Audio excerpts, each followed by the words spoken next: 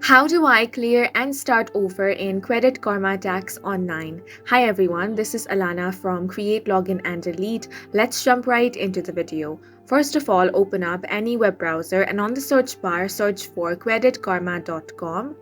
On this web page, if you do not have an account, you want to click on the sign up option, then follow the on-screen prompts to create a new account. Once your new account has been created, click on the login option. Then another page is going to open up. Now, on this login portal, you will have to enter your email ID, then enter your password and click on the login option. Once you have been logged into Credit Karma Tax account, you should see the option to continue to your tax return. Click on the tax return you want to clear and start over.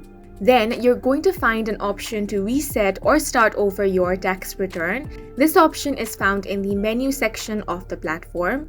When you select the option to reset or start over, Credit Karma Tax will ask you to confirm your decision.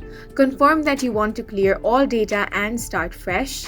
After confirming, you will be directed to start a new tax return. You can then begin entering your information from scratch. Make sure that you enter all the correct information. It is important to note that clearing and starting over will erase all the data you have entered for that particular tax return. Make sure you are certain about resetting before proceeding.